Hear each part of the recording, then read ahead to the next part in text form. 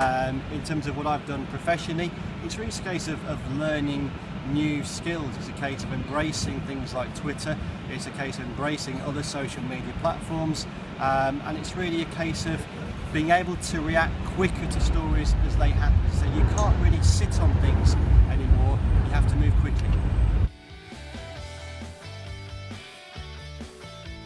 I mean, essentially, we're doing the same job. We're just doing it through more mediums than we used to. Whereas in the past, say, you just worked to a newspaper ethos. Now you have to be thinking of so many more things.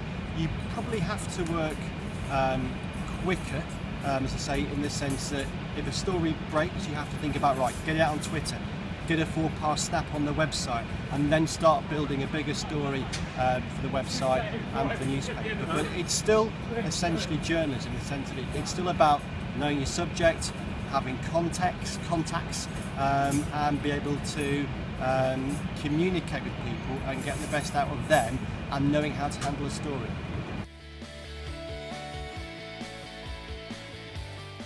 My biggest asset is that I enjoy the job and the different forms of the job. I think for certain people doing the job who've been grounded in print journalism for decades, it's understandably a huge leap to go from thinking, all right, I write this for the newspaper, to, okay, I write this for Twitter, for Facebook, for the website.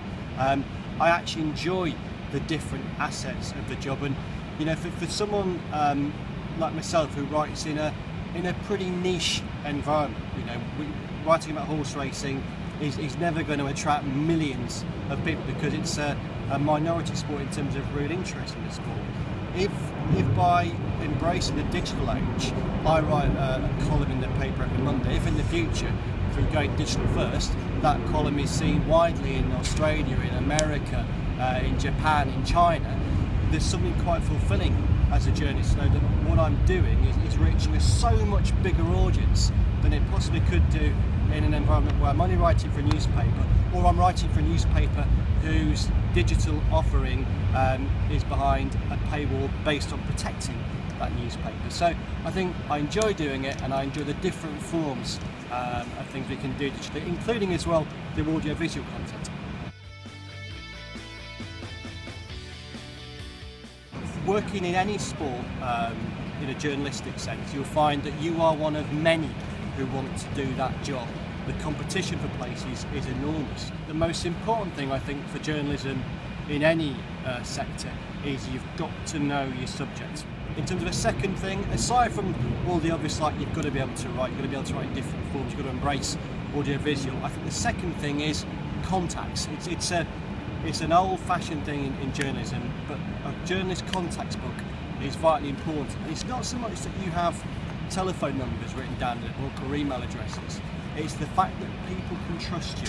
It's the fact that if you ring someone, if I ring a trainer or a jockey, it's that trainer or a jockey can have the confidence to talk to me and to give me things on the record, off the record, which are the basis of many stories. So I think you develop that, yes, through time and through experience, but also through your work.